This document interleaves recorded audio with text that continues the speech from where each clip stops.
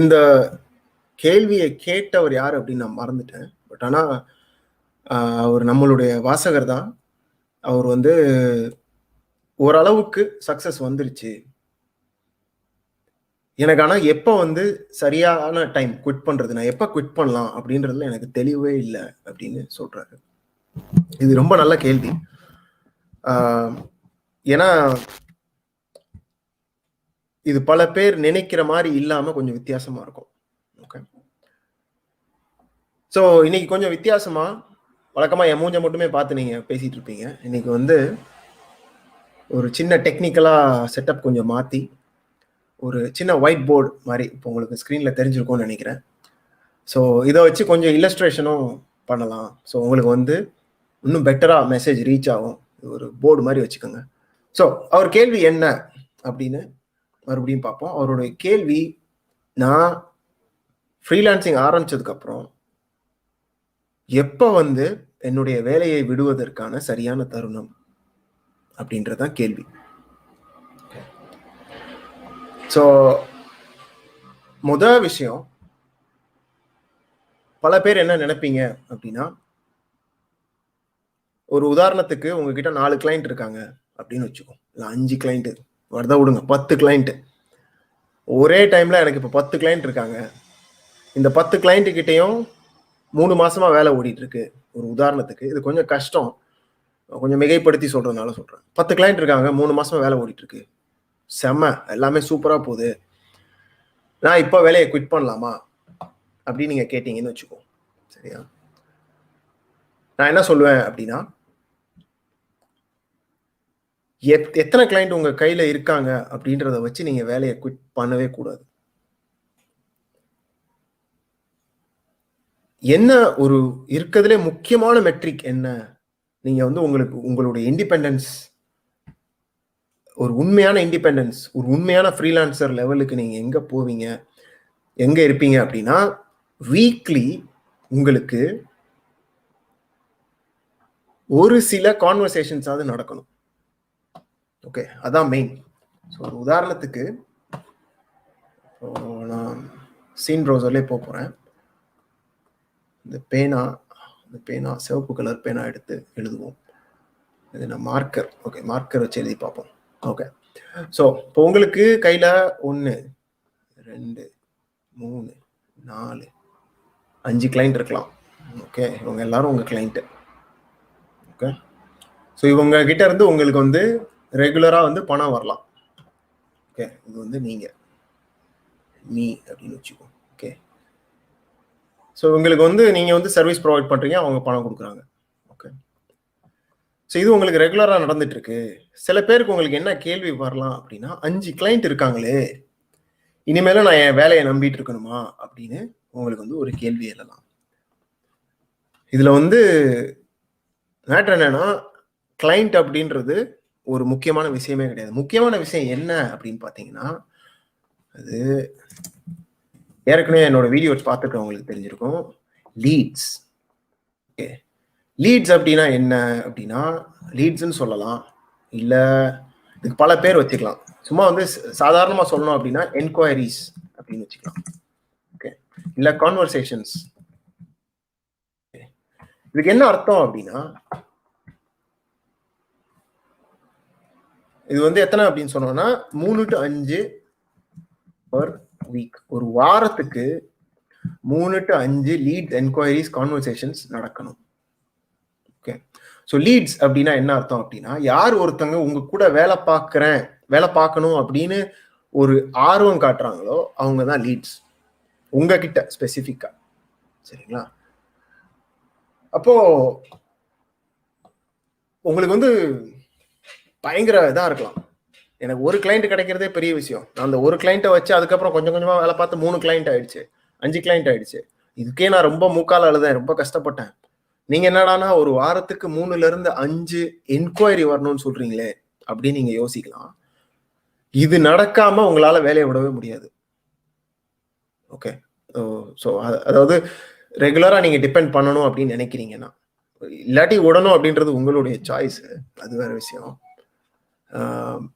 இன்னொன்று மெயினாக வந்து, நான் வேலையை விட்டும் போது நான் வந்து பார்ட் டைமாலாம் ஃப்ரீலான்ஸ் பண்ண ஆரம்பிக்கல. ஓகே, ஸோ வந்து இது என்னன்னா ரிஸ்க் இல்லாத பாசிபிள் மெத்தட் அப்படின்றத நான் இதை சொல்ல வரேன். சரிங்களா? ஸோ உங்களுக்கு ஒரு வாரத்துக்கு 3 to 5 லீட்ஸ் இல்ல என்கொயரிஸ் இல்ல கான்வர்சேஷன்ஸ் நடக்கணும். ஸோ லீட்ஸ் அப்படின்னா ஒரு உதாரணத்துக்கு உங்களுக்கு அப்வொர்க் ப்ரொஃபைல் இருந்தா உங்களை 3ல இருந்து 5 பேர் இன்வைட் பண்ணி, அதாவது அவங்க ஜாப் போஸ்ட் பண்ணி நீங்க அவங்க பக்கம் போகாம அவங்க உங்களை இன்வைட் பண்ணி என் வேலைக்கு அப்ளை பண்ணு அப்படின்னு அவங்க உங்களுக்கு இன்விடேஷன் அனுப்பணும். ஓகே, 1. 2வது என்கொயரிஸ். என்கொயரிஸ் அப்படின்னா அதே தான், அது லீட்ஸ் என்கொயரிஸ் எல்லாமே ஒரே மாதிரி தான். கான்வர்சேஷன்ஸ் நான் ஏன் சொல்றேன் அப்படின்னா, ஒரு வேளை உங்களுக்கு வந்து இல்ல என் கிட்டலாம் வந்து கிளைண்ட் வந்து இன்வைட் பண்ணல அப்படின்னா அதுவும் பரவாயில்ல. பட் ஒரு வாரத்துக்கு நீங்க சில பல ப்ராஜெக்ட்களில் பிட் பண்ணியிருப்பீங்க. அந்த ப்ராஜெக்ட் பிட்ல வந்து சாட்ல ஒரு கான்வர்சேஷன் வந்திருக்கணும். அதாவது ஃபர்ஸ்ட் ஸ்டேஜ் அப்படின்னு பார்த்தோம் அப்படின்னா, மறுபடியும் இன்னைக்கு நம்ம வரைகிற விஷயத்துக்குள்ள போவோம். ஓகே, ஸோ நீங்க வந்து பிட்டு. ஓகே, ஸோ இங்கே தான் ஆரம்பிக்கும். நீங்க வந்து பிட்டு பண்ணியிருப்பீங்க. சரியா எழுத முடியல, அதனால டைப் பண்ணலாம். ஒரு உதாரணத்துக்கு நீங்க பிட் பண்ணியிருக்கீங்க அப்படின்னு வச்சுக்கோ. ப்ராஜெக்ட்டுக்கு பிட்னா என்ன? ஒரு ப்ராஜெக்ட் யாராவது போஸ்ட் பண்ணியிருப்பாங்க, நீங்க அதுல போய் அப்ளை பண்றது தான் பிட். சரிங்களா? ஸோ இல்லை இதை வந்து நீங்க வந்து பிட் பண்ணியிருக்கீங்க அப்படின்னா ஒரு உதாரணத்துக்கு நீங்க இது வந்து ஒரு வாரத்துல நீங்க செய்யற விஷயம்னு வச்சுக்கோ. Okay, so this is per week.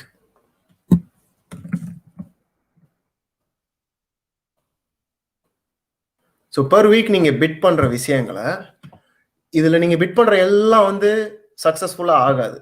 Okay, 5 bit பண்றீங்க அப்படின்னா அதுல ஒரு உதாரணத்துக்கு தான் உடனே நீங்க இது கரெக்டா 5னா 5 கரெக்டா இருக்கணும் அப்படிலாம் கிடையாது. இன் ரியாலிட்டி 5எல்லாம் சான்ஸே கிடையாது. நீங்க வந்து நிறைய பிட் பண்ணணும். 190 கனெக்டா, ஒரு கனெக்ட் எவ்வளோலாம் எனக்கு தெரியாது, எனக்கு வந்து நான் இன்விடேஷன் மட்டும்தான் வர்றது. ஸோ முடிஞ்ச அளவுக்கு எனக்கு தெரிஞ்சு ஒரு நாளைக்கு 10 பிட் அனுப்பணும்னு வச்சுக்கோங்க, ஒரு தோராயமா சொல்றேன். ஸோ அதனால இது வந்து 1 10 பிட்னு வச்சுக்கோ.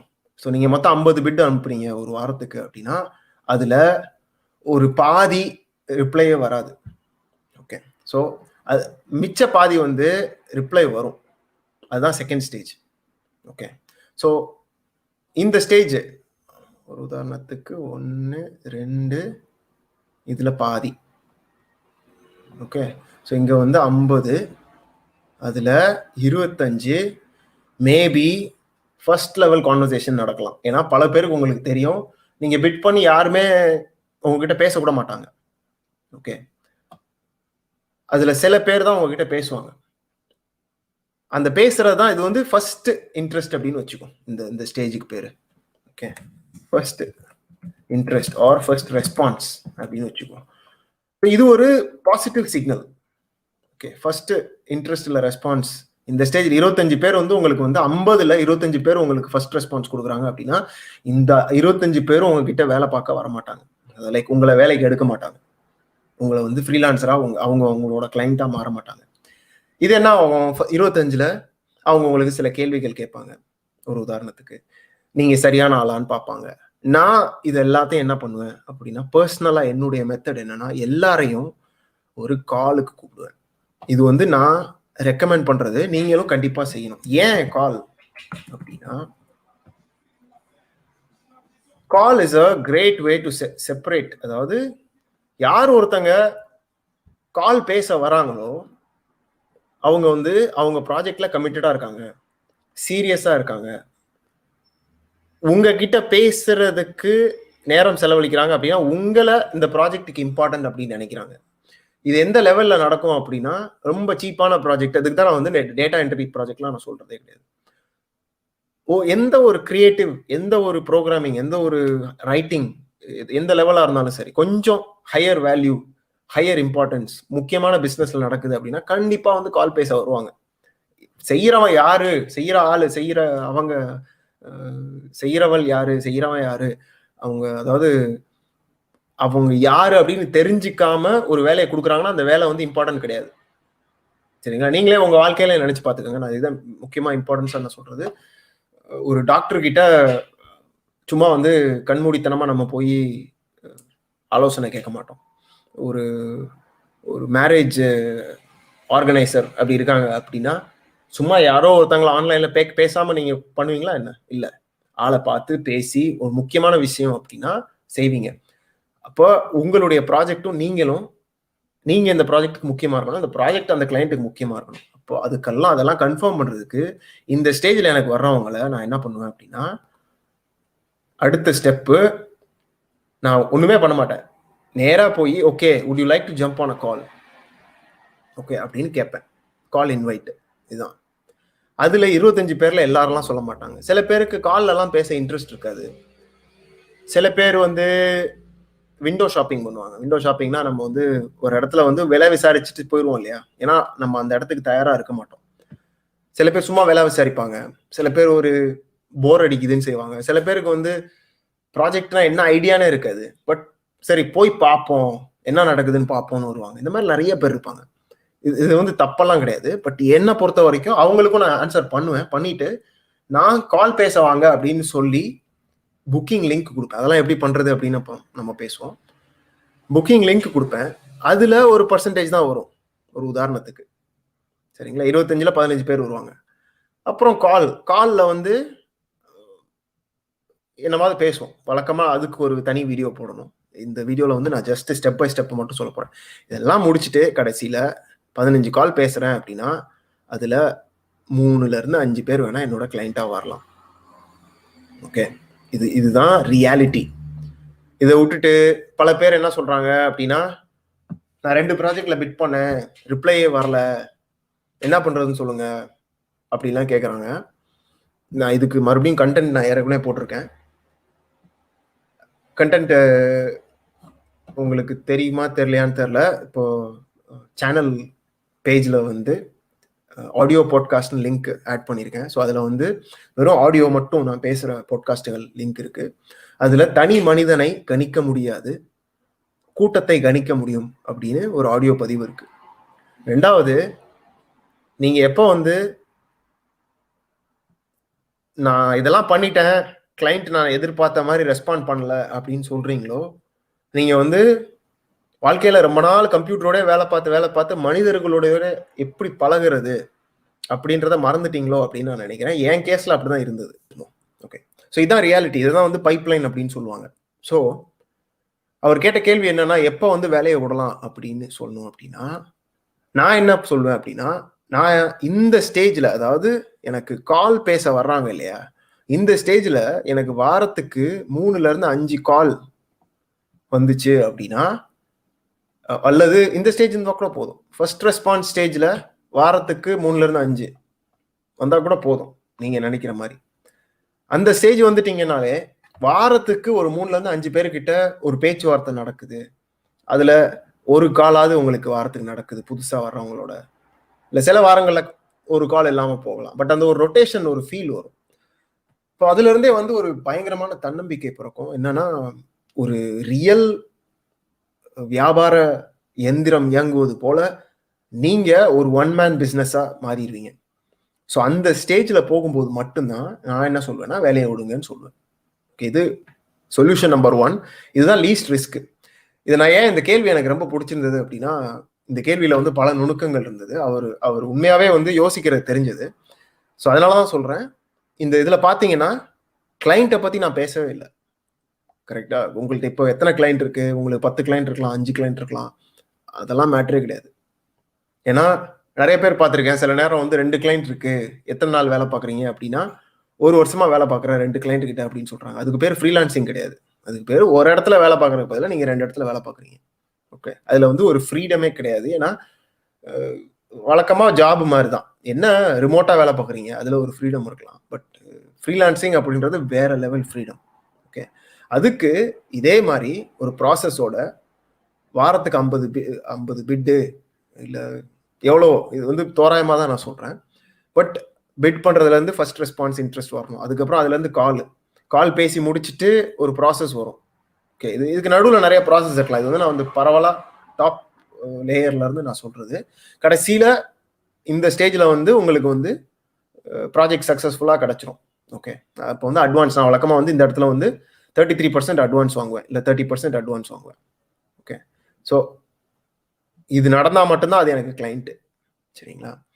இந்த ப்ராசஸை நீங்கள் ஃபாலோ பண்ணி உங்களுக்கு இந்த ஸ்டேஜில் இல்லை இந்த ஸ்டேஜில் உங்களுக்கு நம்பர்ஸ் வர ஆரம்பிச்சிருச்சு, எனக்கு வாரம் எனக்கு இன்ட்ரெஸ்ட் வருது, ரெஸ்பான்ஸ் வருது, கால் வருது, அவங்களே கேட்குறாங்க, என்னை கால் பேச சொல்கிறாங்க, இந்த ஸ்டேஜுக்கு வந்தீங்கன்னா மட்டும்தான் நான் என்ன சொல்லுவேன்னா வேலையை குவிட் பண்ணுங்க அப்படின்னு சொல்லுவேன்.